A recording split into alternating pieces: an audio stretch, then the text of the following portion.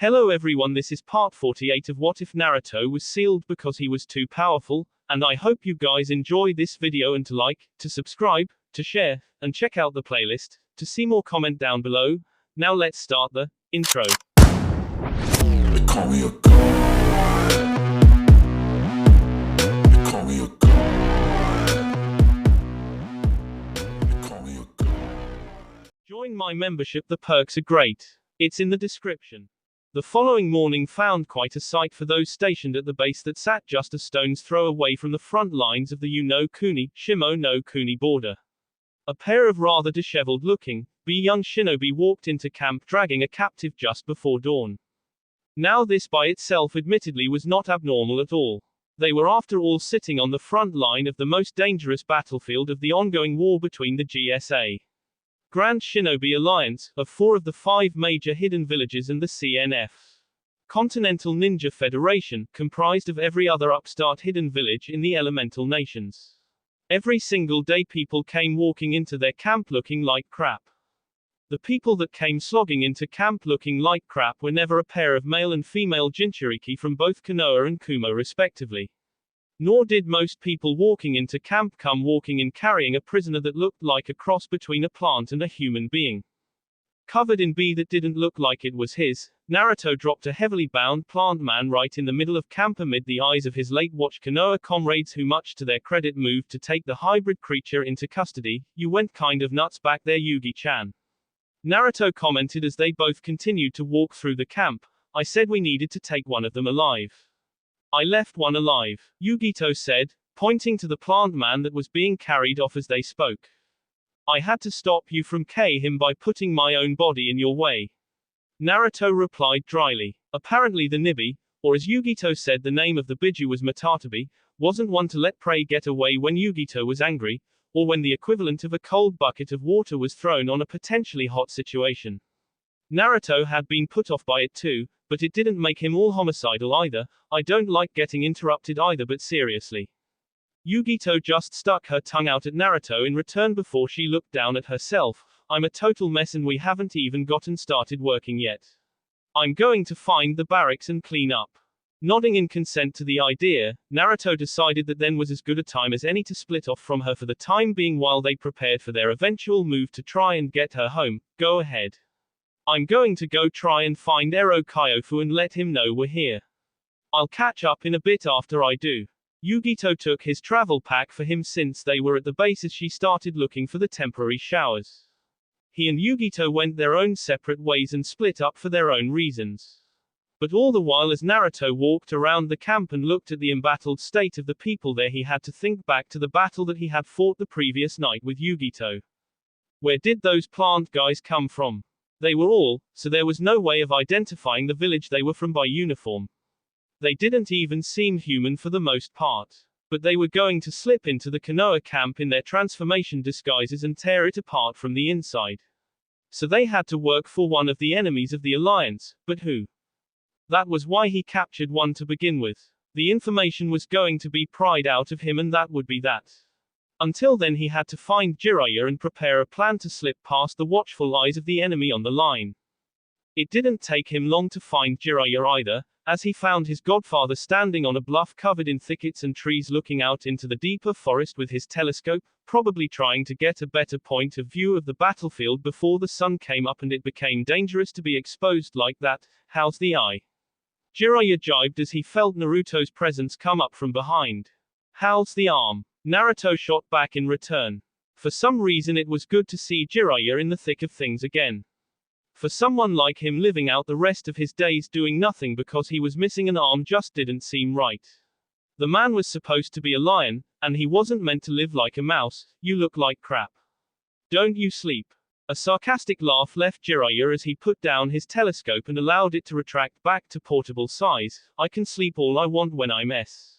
You're late, brat, Jiraiya said gruffly as he looked over the darkened forests for any sign of movement. I brought you a present though, Naruto said as he stood up there next to his teacher in the late night, early morning darkness. How do you feel about bipedal plant monster guys? Indifferent, but that's because I've never seen one. Are you on drugs or something? No. I just asked because there's one in lockup right now that tried to Kami and Yugito a few hours ago. Ah, so he did manage to bring Yugito with him. That damn mission to get her back to Kumo was still on. Talk about a tough assignment. Jiraiya would only feel comfortable sending himself out to try and sneak past that line that the enemy had set. It was a damn rat's nest in there. Getting in wasn't the real problem though. He had sent people in before. The problem was them getting out or proceeding forward any kind of real distance. Even when he sent senses in with them to locate potential trouble, there was just something about their enemy, and it couldn't have just been that they knew the terrain. No, there was something even more wrong going on in there and he knew it. The squeeze was somehow being put on them and for the life of him he couldn't deduce what the deal was. And his godson was about to try his luck at getting through. I really don't want to send you in there, Naruto. Jiraiya flat out admitted, I've been arguing back and forth with Tsunadheim about letting you do this mission since I found out you were going to be assigned to it. She should know full well what I'm reporting back to her on our situation. Well, talk to me about it then. Naruto asked, resting a hand on the older Toad Sage's shoulder. I want to know what I'm getting into when I try to break out and sneak through. I'm surprised that you haven't found a way to do it yet. Don't rub it in, kid. Jiraiya said as they both sat down on the ground and he pulled out a topographical map of the area with locations marked, places like the Konoha camp, the rough estimate of where the no man's land line lay, and hotspots behind that line where it had been reported that their forces had been hit from hard. When it comes to moving just myself, that wouldn't be as big a problem comparatively. I'm moving a whole army here. Naruto looked at the areas on the map that had been marked. Apparently no attacks ever happened in the area where the line had been established. It was only behind the lines on the enemy side where ambushes began to occur and losses began to be incurred. From those that had gone in, it seemed that they hadn't been able to pinpoint the strong points in the defense. How is it possible that we don't even have an idea of where they're mostly stationed yet? We've got senses. They solely target our senses first during skirmishes and battles and then retreat when they injure or KO them. That's the goal in combat. So they can sense our senses. Naruto queried, trying out what he had just said in his mouth. There was probably a joke in there somewhere for later. Yes, Naruto, senses can do that. Tell which shinobi in a group of them are senses as well. Jiraiya said as if he were talking to a child, I know that you're only a sensor off of a technicality with Sage mode just like I am, but keep up. This is why we're here. Oh, shush up. Naruto grumbled as he continued to scrutinize the map. Kumo was able to coordinate messages to Konoha to let them know how far within enemy turf they had managed to get on their side of things, so that at least Naruto would know where to go to take Yugito. I need a soft spot, or I need to find the exact opposite. Both if you've got it. Immediately, Jiraiya pointed out 3 different spots on the map. That'd be here, here, and here. There's the softest place we've been able to find, and you can see why, river crossing. Not the best place to be discreet. So instead of just being heavily defended by enemies staking out for ambushes, it was a natural spot that would make him and Yugito easy to spot. That was why he wanted to know where the difficult areas were. He'd have to come up with a pretty good diversion to get himself and Yugito past the river. From there it was a matter of heading full speed through until they reached Kumo forces. Why can't we get people through there if we know this much? Naruto asked. That's a hell of a start. You're not listening. Jiraiya said, poking Naruto in the head much to his displeasure. Getting in isn't the problem. It never has been. It's once we're in and get past the initial defenses there that the issue comes in. A deer couldn't have survived the crossfire we ran across the first time we sent an attack force in. They don't fight directly. They'll break off and regroup with an attack on 3 sides while backing off and leaving an avenue open for us to fall back. It's intentional. If they force a full-on fight, we'll beat them, and they know it even if they take down a ton of us. That's not what they want. Even multi-pronged attacks don't net us any permanent ground. That didn't sound right. How in the world would they be caught in any kind of 3-sided attack? Konoha squads were not dumb enough for something like that to work more than once. Not a chance. Think like a root Anbu, damn it. That was something that could be needed. Burn the forest down. Smoke. Out. Brutal, effective, simple, and he knew Jiraiya could amass a squadron of fire release users to do it. We tried that. Jiraiya burst that bubble fairly quickly though as he pointed at a burnt out spot from their ridge where the trees were bare and charred. We attacked and put that move into action in the middle of the battle to catch them in it. They retreated like we thought, but the fire wasn't allowed to spread. They stopped the fire from spreading by taking down the trees in the path of the fire before it reached much further. Do you think they have a system of tunnels? Naruto asked Jiraiya, who seemed to be rather thoughtful at the idea. Think about it, it's not like our senses don't anticipate their counterattack, right? True, reports from the field showed that the counterstrikes had been anticipated, but no one ever got sight of the enemy until they were right on them, tunnels that we can't find. But then again, when did they have the chance to actually scour the battlefields for tunnels in the deep forested areas? And that would also explain how on the other side of the country Kumo had driven quite a ways into the territory but couldn't find any actual field bases. Underground facilities. Still, how much weight did a suspicion like that hold? Seeing this in Jiraiya's face, Naruto rolled his eyes. It was very possible. Root had set up tunnels for operatives to hide and rest in all over the place. Even in hostile places like Kaminari no Kuni. Naruto had used one while fighting against Kakazu and hidden. They weren't complicated to build in their most rudimentary forms and they weren't hard to hide either. The rougher the terrain that they were in, the easier it was. And it wasn't like they hadn't had these set up well in advance. Even if they hadn't existed before the war had begun, the time it took to mobilize properly gave the enemy more than enough time to start digging them out. Who knew how many branches there could be by now? Come on, Naruto said, tapping his fist on the ground. Do you really think it's that hard to dig a good tunnel system? He asked. I can make a pretty good one with my bare hands by myself in 1 minute, and I don't even use earth release. At the time he had also been 12 and only had a kunai to help dig with. The tunnel thing seemed to be more and more likely as they both thought about it. Forget trenches. Eventually Konoha would still overrun them if they fought like that. Avoid direct battle at all costs and keep them back while preventing losses from direct combat. That was a basic way to antagonize a larger attack force. And they couldn't safely dig a quick branch of tunnels past the river, so that explained why that was a soft spot. The moment they did and managed to reach underneath Konoha's camp, they would probably launch the most damnable surprise raid ever seen. If they were really digging tunnels, of course. A grin then crossed Jiraiya's face as he rested his one hand on Naruto's shoulder. I've got an idea on how to handle these idiots if you're right about this brat. The wily old toad sage said with a grin. Don't worry about that though, let me handle that. Your mission is just to get through. Kami helped those poor bastards. If Jiraiya had an idea on how to defeat their tactics, the next approach will send the whole watch on their side, rolling our way to clear it out for you and Yugito. That sounded like a big offensive was in the works. Are you going to try and break the line? Oh brat, Jiraiya said with a laugh. In order to break the line, a line has to exist to break. In a manner of speaking though, we are. It's time to make this into our kind of fight. Make sure you're ready by tonight to go. You're going to have to go fast because we're not putting this together to buy you time, that's just a side consequence. So if it wasn't his aim to get caught up in the middle of the big battle that Konoha was trying to make out of the situation, he needed to move ahead of it to avoid it. His intended actions for that evening understood, Naruto nodded and stood back up to leave Jiraiya to his devious devices.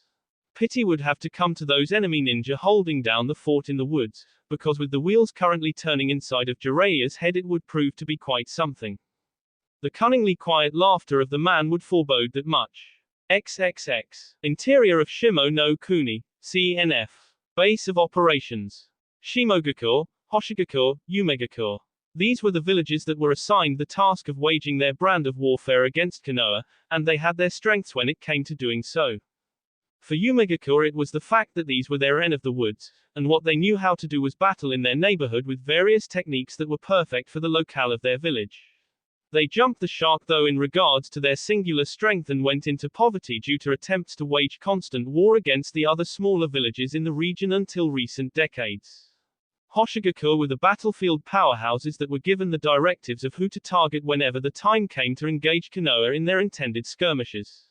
The powerful chakra granted to them by the radiation of the meteor in their village that also poisoned the surrounding area of their village enhanced their abilities through intense and dangerous chakra control training. Shimogakur happened to be the village with no real discernible traits that set it apart. It was for the most part a no-factor village that had never raised any waves in the past. But out of the three manning the southern border of Shimo no Kuni, they were the strongest. Not in battle, but from the fact that they had managed to expand their village's influence the most before the war began. They had never really run aground against any of the major villages nearby, and that let them continue growing. They were also the ones that had come up with the base plan of action for how to deal with avoiding simply running into Konoha and fighting them. The tunnels. It took no time at all for them to create a working network of an underground system with points of exit all around the forest and places to spy on any movement hidden all over. There was a whole mess of completely able B shinobi that would consider what they were digging the equivalent of AD rank mission. The amount they managed to dig within a matter of 3 days of the alliance being finalized was incredible. From there it was just patrol and response. Konoha never let them down with the tenacity of trying to get through. If only they knew that they had been running over what had been the CNF defensive line the entire time, they wouldn't have seemed so confused when the counterattacks were waged. Still though, Konoha was adaptable and had become accustomed to the tooth and nail fighting, and with Kumo slowly bullying their way through with sheer manpower on the other side, there needed to be some kind of equalizer or this theater of the war was going to get ugly very fast. And like some kind of deity, or demon, a dealer of weaponry came to them with an offer that they simply couldn't refuse.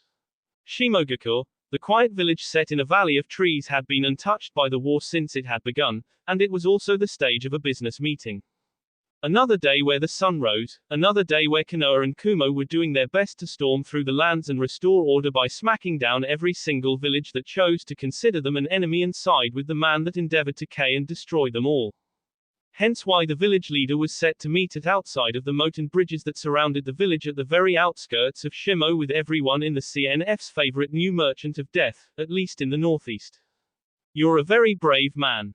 The leader of Shimogakur said to his weapon dealer of choice, you come this close to my village during wartime as if you aren't concerned with any of our villages capturing you and trying to hold you to create your wares for them. The strange man wore a full head mask that was light purple and white in color with a ripple pattern with 2 eye holes along with strange, dark combat robes, a belt sash, gloves, and a large war fan on his back. Quite strange attire, and mysterious enough to suit someone that sold what he was peddling. Oh, I'm not too terribly worried about being captured, trust me. Besides, I don't think K the community goose that lays the golden eggs would work too well in the midst of this alliance. So there's really no time will be safer in the presence of this region's villages than during wartime. He had a point. If one village got greedy and tried to snatch him so that he could create weapons only for them or sell to others at heightened prices, it would start bitter infighting. Strictly on the level business then, I want another 250 cent North Toby-san. A full company to deal with Kumo this time. So many. Toby, or Madara, said almost playfully, all right. I hope you found the last smaller platoon satisfactory. That we did, the Shimo village leader said. The chaos slowed them down and actually let us launch a successful raid against their advance team. Let's spread the love out a bit further this time. 75 million Ryo. Toby requested for his services, or do you think payment for a perfect stealth unit of troops should come with a discount? It could hardly be considered highballing, especially given how effective they were, so there was no choice other than to pay up. It was worth it with how they disrupted the Kumo war machine in the north. Any directions on how to handle them better this time? The village leader asked as he handed over a scroll containing his payment. I can't say that I care. Toby said as he seemed to make the scroll vanish between his hands. I'm not the one fighting the war here. Do whatever you like with them. Send them screaming off of a cliff for all I care. After all, he had plenty more where those came from. 50 meant nothing when he had several thousand. After all, selling the services of the White Zetsus was nothing more than a field test before he took them for what he really needed them for. A field test where he could make money on the side. They'll be with you within 2 hours. That was the assurance from Toby as he turned his back to leave the village leader behind to walk into the forest surrounding the village, but then again you know how fast my White Zetsus travel. The Shimogakur leader nodded to himself, knowing full well how reliable they were. Otherwise the alliance wouldn't have pulled money to purchase them. It was because they worked. He had one more question to give to Toby, But when he turned around, the man was gone. Such a strange and dangerous individual. If he had access to such a force, it made sense that at a time like this he would dispatch them to the highest bidder. But Toby didn't seem like the type that cared about money, nor did he seem to care about the White Zetsus as a mercenary force. It was as if they were expendable to him, as if everything was expendable to him. It was better not to look a gift horse in the mouth like fully expendable soldiers that could complete perfect transformations. There was a war to fight. Whatever it was with Toby, no one had ever heard of him before in any corner of the ninja world, so really, how dangerous could he have been in the grand scheme of things? XXX. With Naruto, Konoha Northeastern Command Base Camp. Not too long after his meeting with Jiraiya, the man called a meeting of his higher command to inform them of the current idea mulling around in his head. The formation of a new battle plan was coming. Man, Jiraiya got his S together quickly. He was already calling together the top brass under his watch to come up with a method of approach. Sometimes it was easy to forget just how incredible a ninja Jiraiya was if all that you chose to look at happened to be the borderline insanity and the perversion. But those were just quirks, and everyone had them. There was nothing wrong with that. Some guys wrote S-rhymes for everything, some guys did human experimentation, some guys liked the ladies to an extreme degree. Whatever got you up in the morning, man. Either way, Naruto had his own marching orders to adhere to. He was to get Yugito Ni past the enemy and to her homeland Kumo comrades by any means necessary. The sun had come up, so until word went out about the plan of attack they would have that much time to rest from their battle with the white plant man things. Rest sounded so good right then, and it was a good thing he had gotten directions to the barracks. From the looks people gave him they could apparently tell that he needed a shower and a rest because he looked like he had just been in one hell of a fight despite the fact that it had occurred hours ago. Upon walking into the barracks, Naruto rid himself of the bandages that covered the seals on his arms, his gloves, his heirloom sword, and his sandals to get some respite from the battlefield. Right then he had to rid himself of the crud on his body from fighting the strange plant men in the forest.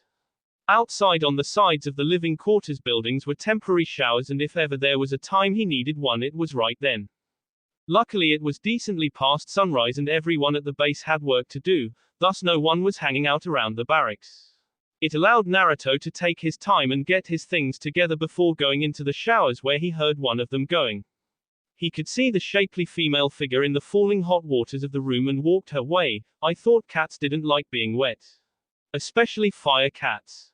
Her very long hair down and wet, just like the rest of her. Yugito just let out a quiet chuckle at the joke.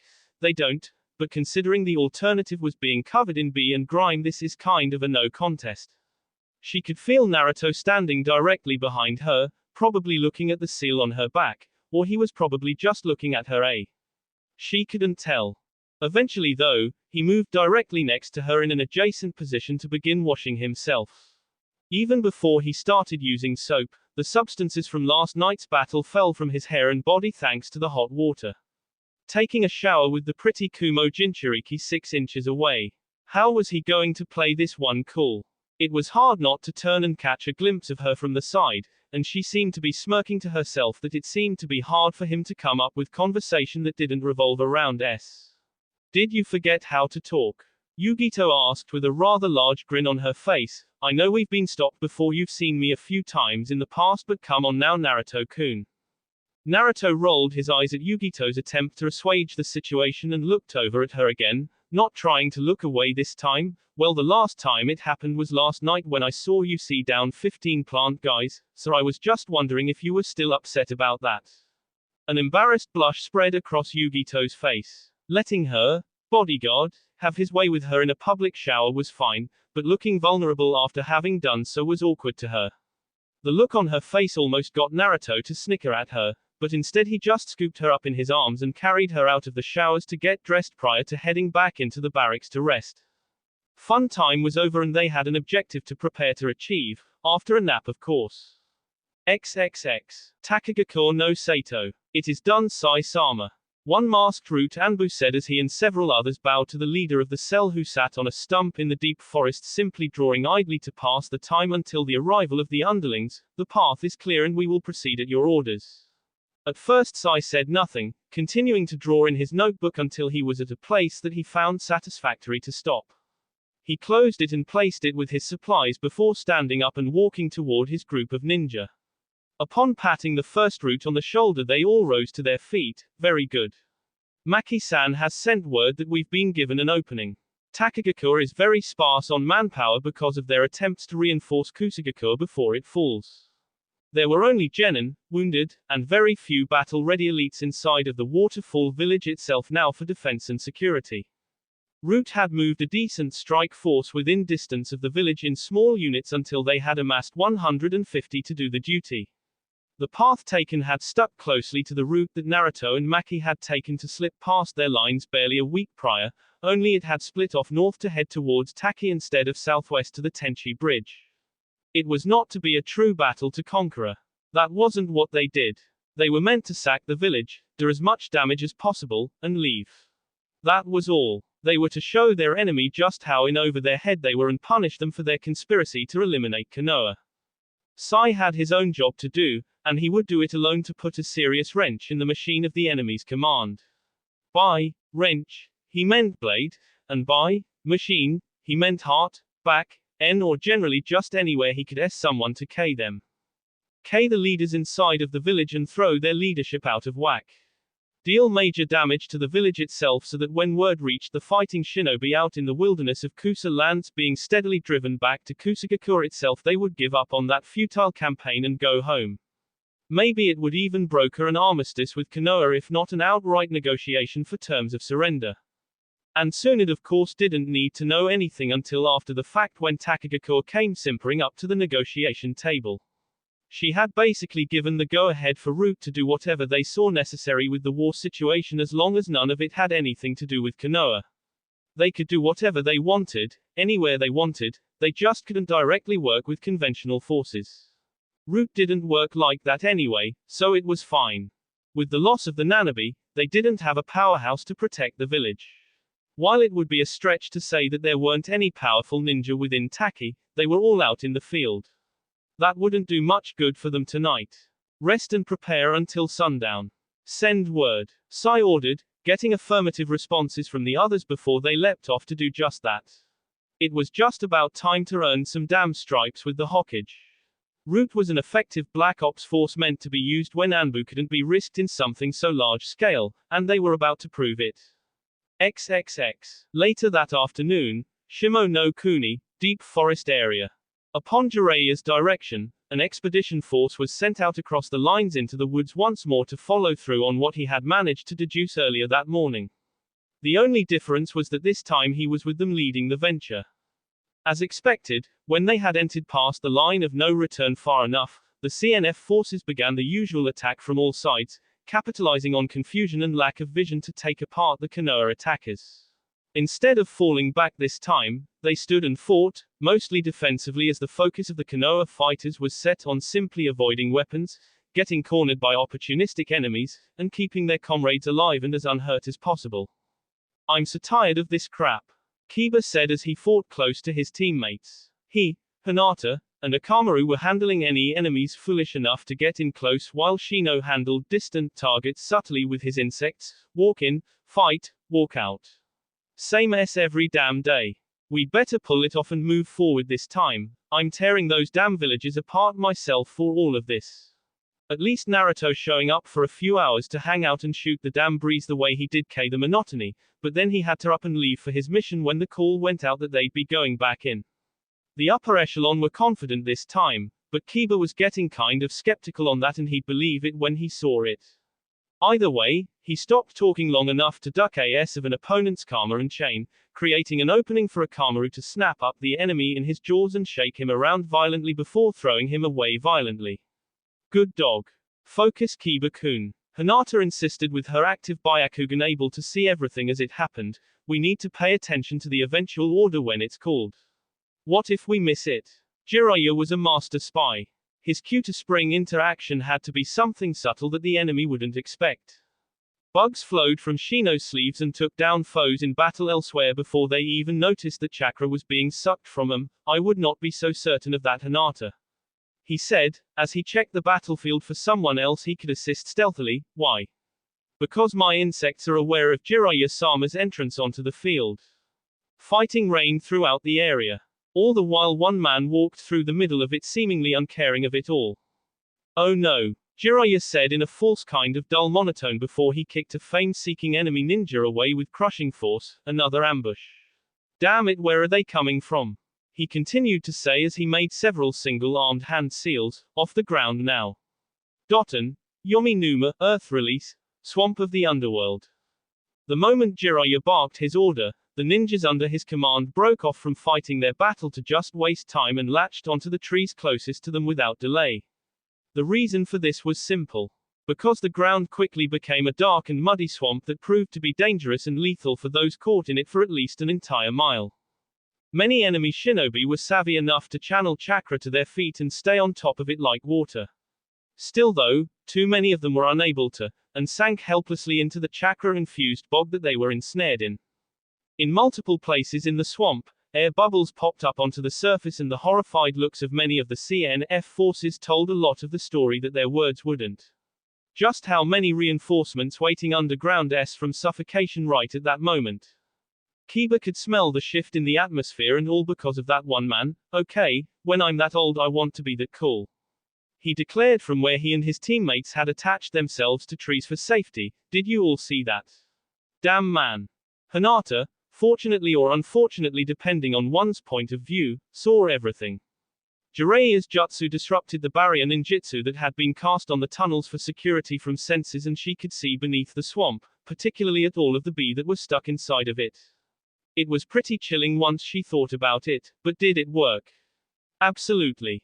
Jiraiya said as he picked up on what effect his maneuver had on the enemy. "Damn Nagato, if I still had both of my arms this swamp would have been twice this size," he said in order to psyche out everyone that was left. "I'll just have to do better with the next one," he accentuated with a grin that radiated intent.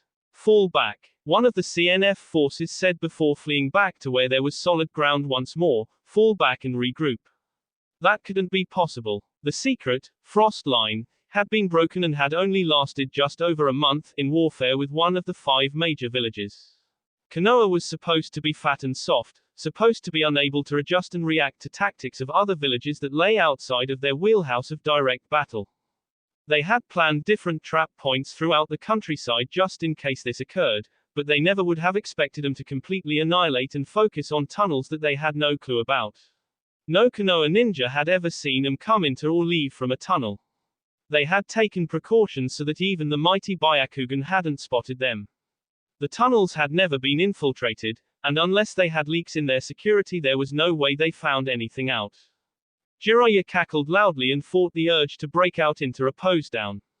Instead he gestured for one of the Konoha ninjas near him to take a bamboo launcher and shoot a firework into the air to signal the large amount of their comrades lying in wait to proceed and move forward. At this point they weren't going to allow them to form a defensive front again. It was going to be like a rolling wave if they had anything to say about it. A mobile war was Konoha's kind of fight.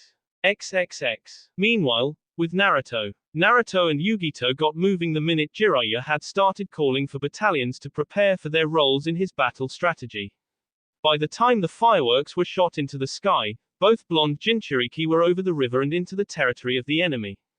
"Give me some coordinates to your village's closest team in Shimo no Kuni Yugi-chan," Naruto said as he led the way through the woods. He had created several clones to surround them on all sides further away just in case they were attacked so that they could be ready well in advance. "You're the one that should know where your people are."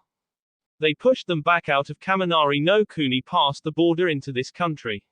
100 miles east-northeast. Yugito claimed as she followed behind Naruto closely. "Those were the last coordinates that Mabui sent to Konoha to tell me before we arrived here this morning," she informed him before working down the math in her head. "So that should mean 3 hours at this pace if we don't get stopped."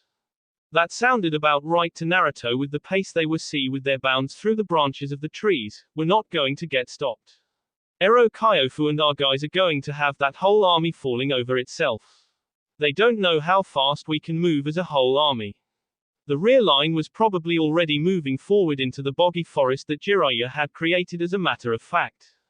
Yugito was honestly surprised by Konoha's tactics, having never fought them in a warlike scenario herself. Her village fought differently. For large-scale international wars they would pierce directly past an enemy's defenses and then spread and branch out behind the line, separating the enemy into smaller pockets of resistance that they would then periodically crush. That was what they had started to do on the other side of the country, and they were having trouble. Maybe now that the entire defensive tunnel secret had come to light they could change that once Konoha could ferry that info north. Hell, she could do it herself once Naruto got her there. Faster than a hawk that might get pinched on its way. The northeast contingent of the CNF tried to get the jump on them and attacked first. Not a bad plan to try and take down a lumbering giant of a village, but their offensive against Kumo ran out of gas quickly and they were hit in return like it was a lariat from the Raikage himself. Apparently they decimated their foes in the field and snatched up tons of land before running into the situation that they had met up with now. The chain of tunnels thing. Still, Konoha had something of a rope-a-dope kind of way to work. Instead of blazing through the enemy at first touch with a crushing show of offensive force, they would play it more tentatively to avoid playing into the enemy's traps and plans, allowing them to keep their main force settled for when they eventually developed their own methods of dealing with the enemy. Small-scale guerrilla warfare followed by a monster offensive strike when a proverbial chink in the armor was found. Well, help me get back to my comrades, Yugito told Naruto with a smile, and we can S these enemies and wrap things up here, Mr. Hero. Kiri is not needed here. Enough with the hero thing, Yugi-chan. Naruto said with a groan. If he was a hero then his training with Root failed. Heroes were targets, I'm not a hero. I've got a whole village of people in Am that would call me a monster, and they're kind of right. More places than that too. If those places or groups that he had a hand in existed any longer, I saved you one time and that's it. I never saved anyone else from anything that wasn't my job. Yugito just rolled her eyes with a sly look on her face. Whatever helps you keep those eyes so blue, Naruto-kun. The two just kept rolling on through the forest with Naruto muttering at the girl at his back, keeping those cat-like eyes glinting in mirth at him. Yep, because running around the tail end of a battle was just a wonderful time to banter. XXX. Hours later, nightfall, Takagakure no Sato. No one had any idea how it happened. 1 minute everything was quiet, with everything in the village that surrounded the mightiest tree on the continent being a peaceful opposite to the rest of the world at large. Then the fires were set and the explosions went off. Every able-bee ninja in the village of Takagakure sprang into action and began hunting down the perpetrators with extreme prejudice, but the majority of the inexperienced or untested genin were jumping at shadows.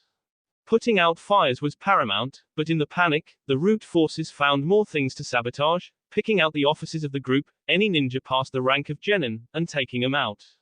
Anyone barking orders to otherwise frantic underlings caught stray weaponry to a vital area if the opportunity was present. Still though, the battle was far from over for Taki. They had their trump hidden deep within the anik tree that hid their village as well. If it came to that, in order to win the battle, it was something that was merely going to have to be done. With a hard look on his face, a young man with long dark brown hair wearing a Takagakure headband and the wartime uniform for his village led a trusted armed contingent of his fellow Taki shinobi and Kunoichi to an altar surrounded by water that contained nothing more than a simple bottle of water. This is it, the young man said with a nervous sweat on his brow as he picked it up carefully in his hands, the hero water. One of the underlings moved forward to try and talk the young man down. You're not planning on using it in a situation like this, are you, Shibuki-sama? The young man turned around abruptly with a hard look in his eyes. I will if I have to. He replied as he already knew the risks that came with the short-term benefits that the water gave. The village is burning, and if it's an emergency of that caliber, isn't it better to have it just in case? Just in case I or some others need to take it to fight him off. Don't you remember what happened to Fu? No one fought, we just appeased Kakazu and let him take her. This isn't a situation like that. There isn't any compromise here. They looked as if they were going to argue against the water's use, but before anyone else could say anything they were all ensnared by vine-like roots from the ceiling. Some were wrapped around their waists and arms, some by their ends as if they were being hanged. Shibuki moved to see his leg free, but when his kunai passed through nothing he placed his hands in the ram seal, Kai. The illusion of the K roots faded, but the hero water no longer remained in his hands. Instead it was in the hands of a pale-skinned, black-haired young man in strange black attire, accompanied by a dark-haired young woman in a similar garb meant for females. From the look of her hands in a seal, she was the source of the genjutsu that plagued his men. She must have also had cast a genjutsu over the two of them to follow them to that location, because they were both soaked like everyone else. They had swam there to the hidden area. Both of them were wearing plain white masks with a strange insignia on them that meant nothing to him. Who are you? What village are you with? Shibuki demanded to know. He needed to find a way to free his ninja, but the hero water was in the hands of the enemy. That was the absolute worst-case nightmare scenario for them. That's not important, Sai said calmly as he tucked the hero water safely on his person. Just know that you conspired and made yourself enemies of a village that we are all rather fond of. Unfortunate for you. This was not good for Takagakure. The enemy had their secret weapon, and Shibuki didn't even know who the enemy was. Setting aside the fact that outside of the great tree in the village itself it was in a state of panic. Who knew how many enemies there were? Maybe your successor will have the intelligence to take your village to negotiations with the GSA while they still have a chance. Sai said in his ever-calm voice as some of the people Maki held in her genjutsu went limp from the sensation of being strangled to death by what they thought were the ends of long, thin willow branches. You won't be alive to find out though. Suten, Sewer Garden, Water Release, Water Fang Bullet. Several spears of tightly compressed fluid erupted from the surrounding water that hid their section of the great tree from anyone else's view. Shibuki didn't need to hear any more to be spurred into fighting these strange attackers at any cost. The aim was intended for both Maki and Sai, but both were able to evade the technique that pulverized some of the roots of the tough and massive tree that formed a floor for them to battle on. Water was a weakness of Sai's ink techniques unless he created very particular creatures, and that sort of left his hands tied. Still though, it wasn't like between the two of them they were unable to defeat one man. Both of them split apart and divided Shibuki's attention between the two of them. Sai had the hero water, thus he was deemed the more vital threat, only sparing glances at Maki to make sure she wasn't trying anything funny until he could deal with Sai first. He hadn't noticed due to a second field cast genjutsu from Maki that his force of shinobi and kunoichi that had been with him at first were now Even those with the appud for genjutsu to hold out eventually ran out of time and were killed by the progressively creeping branches of Maki's jutsu, eventually robbing them of their air. And he also made a mistake in sparing Maki nothing more than passing glances. Even though he had two people to worry about, it was simply a battle he couldn't win. The moment his eyes drifted towards Maki to gauge her distance and current threat level, her hands flashed to a hand seal that he got full sight of. Juryoku Satsujin, Gravity K. She timed him to make sure that he was in range and aim of the hand seal so that she could link the illusion to his chakra supply. Due to her technique, Shibuki's body felt twice as heavy as he had ever been in his life, and it disrupted his movements. Sai nodded to himself, and with a wave of his hand several large leeches comprised of ink launched from the water and latched onto the man before he could try and break the genjutsu. With the weight of his arms and the leeches that weighed him down further, Shibuki struggled greatly but could not move. Wait, my village. We don't care about destroying your village. Maki spat distastefully at the village leader. As treacherous as the Akatsuki is and has been, you still aligned with their leader. The same group that came and stole your Jinchuriki from you. At this point you might as well wear black with red clouds. It was to bring down the 5 great villages to secure our own livelihoods. Shibuki shouted back, we've been stuck between two of them for years. Taki was at its closest relationship a buffer for Konoha against Iwa. Sai just shook his head in turn. Remember that Konoha is the only reason that Takagakure wound up with the Nanabi in its possession to begin with, as a show of goodwill after the failed attack on our Hokage by Kakuzu that we knew was orchestrated by you. Otherwise Konoha would have wound up with 2 Jinchuriki instead of 1, much like Kumo. I believe it's time to get our return back for that goodwill, he said as he held up the bottle. Shibuki's eyes widened at that and he thrashed harded, but with the leeches on him and with Maki's genjutsu weighing him down he could do nothing. You're from Konoha. Sai senpai. Maki started to say until Sai nodded and silenced her.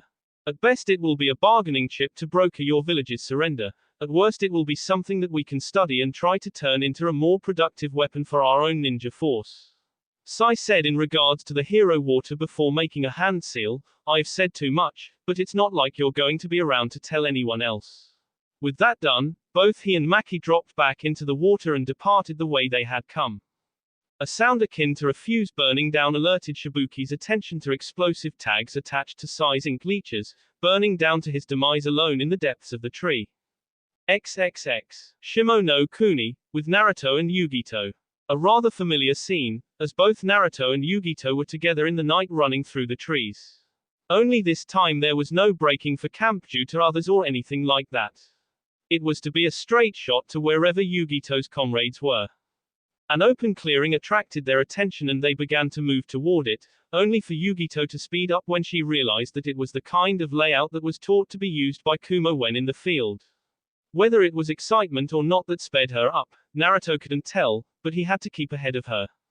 And it was a good thing that he did, because upon arriving in the Kumo camp it looked terrible. Dozens of S littered the ground, B stained the sides of existing tents. There were remnants of fires all over, kunai, swords, and other weapons sticking out of the ground, blade first, and other signs of battle all over. What the hell? Yugito trailed off upon seeing it as she began to walk through the place. What happened? She asked rhetorically. It wasn't as if anyone could answer her. Did they camp in a bad position and get destroyed by the enemy? No, it wasn't like that. Because there were no signs of battle in the woods surrounding the camp, it was all contained mostly within. Even if it had been an ambush, for the CNF to get a good amount in, they would have still had to deal with Kumo after their surprise attack had been launched. Even a perfect storm of an attack would have done so. There was no sign of the enemy either to boot. Everyone on the ground happened to be a Kumo ninja.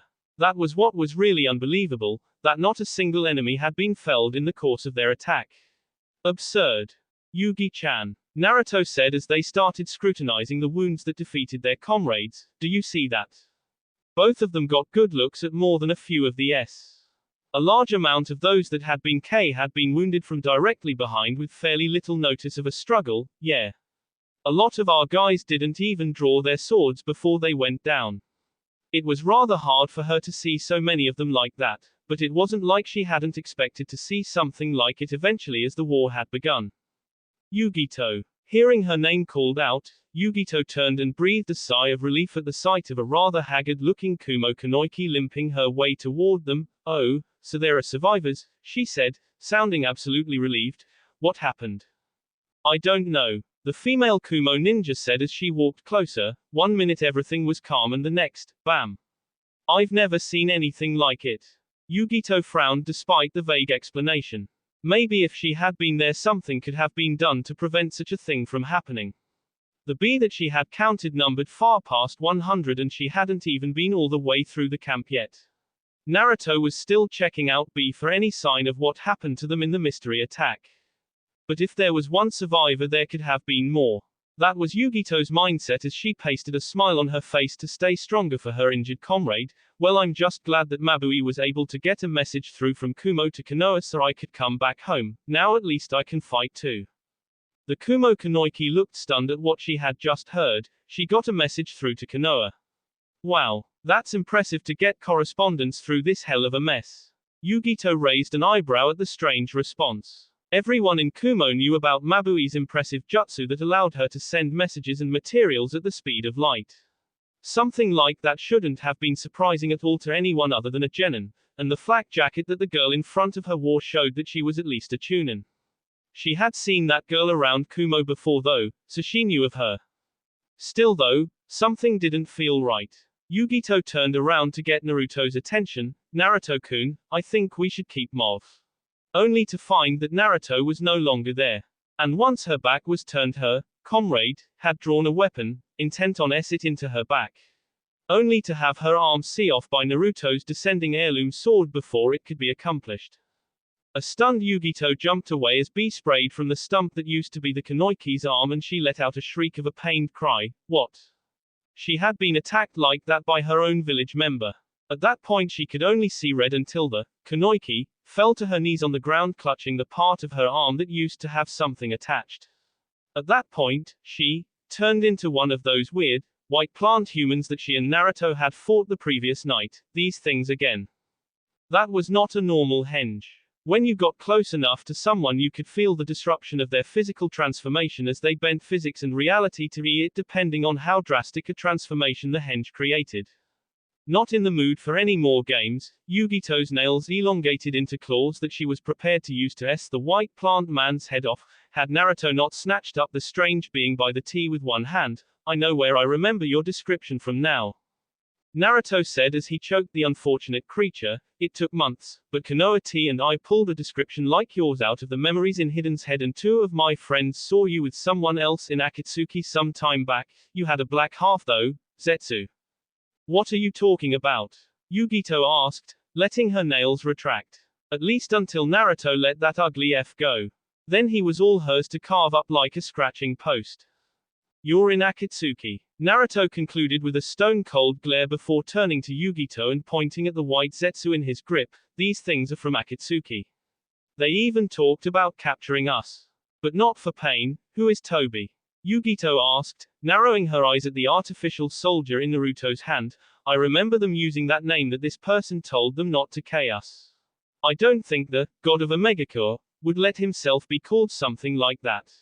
She shot an amused glance Naruto's way at his snort towards Pain's epithet. The white Zetsu in Naruto's grasp looked fearful before grinning at him despite being strangled. I'm not Zetsu, I'm just a clone. A body double. And where there's one of me.